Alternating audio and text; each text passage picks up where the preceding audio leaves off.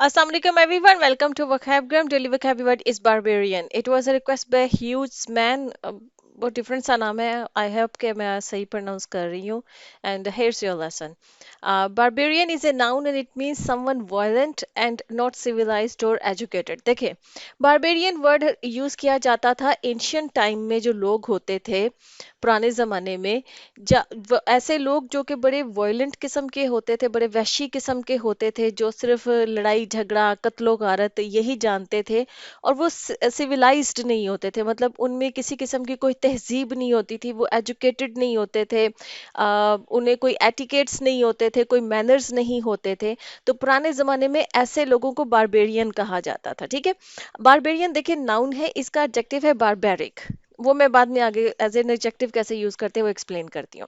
अच्छा, जब मैंने आपको बताया कि पुराने जमाने में ऐसे लोगों को बारबेरियन कहा जाता था, आज के दौर में भी अगर कोई ऐसा इंसान है जिसके अंदर एक वॉयलेंस की टेंडेंसी है, जो बड़ा वॉयलेंट किस्म का इंसान है, जिसको हम वहशी किस्म का कह सकते हैं, दरिंदा टाइप इंसान कह सकते हैं, और जो सिविलाइज्ड नहीं है, एजुकेटेड नहीं है, मतलब हो सकता है कि उसके पास कोई मतलब फॉर्मल डिग्री हो उसके पास, लेकिन उसके उसके बिहेवियर में आपको किसी किस्म के कोई एटिकेट्स, कोई मैनर्स, कोई ऐसी चीज नजर ना आए. आपको लगे कि वो इंसान जो है ना, डिग्रीज होने, ऐसे लोग भी हैं जो डिग्रीज होने के बावजूद उन्हें ये नहीं पता होता है कि लोगों के बीच में बिहेव कैसे करना है. ठीक है. तो ऐसे ही इंसान को भी आप एक बारबेरियन इंसान कहेंगे कि जिसके अंदर वायलेंस की टेंडेंसी है, जो वहशी टाइप का दरिंदा टाइप का इंसान है, और जो सिविलाइज्ड नहीं है, जिसमें एटिकेट्स नहीं है, मैनर्स नहीं है. आज के दौर की जो हमारी एक तहजीब है, जो इंसानियत यहाँ तक डेवलप होकर आई है, उसने जो एक तहजीब सीखी है कि किस तरह एक दूसरे के साथ बिहेव करना है, डील करना है, उसके अंदर वो चीज़ें नहीं है.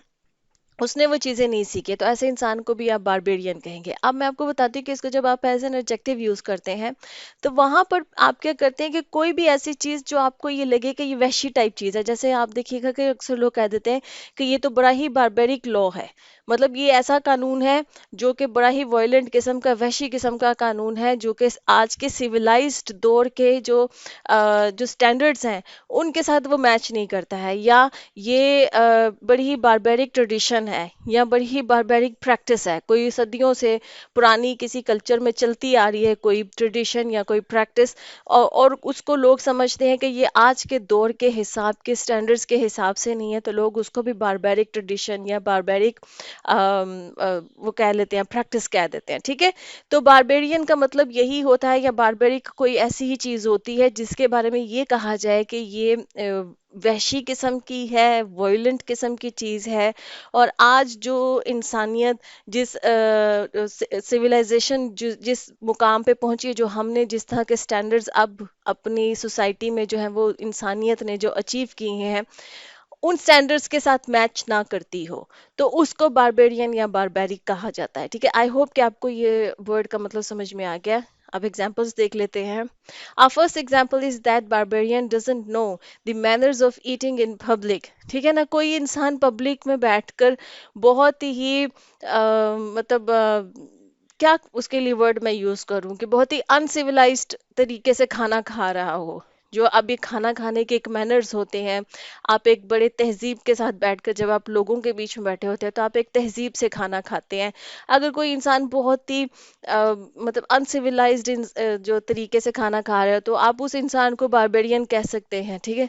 आप कह सकते हैं कि इसको इतना नहीं पता है कि लोगों के बीच में बैठ के खाना कैसे खाया जाता है. ठीक है. A second example is a barbarian doesn't know anything other than violence. कि एक बारबेरियन इंसान को कुछ नहीं पता होता सिवाय लड़ाई झगड़े के, कत्लो गारत के, वायलेंस के अलावा उसको कुछ नहीं पता होता. ठीक है.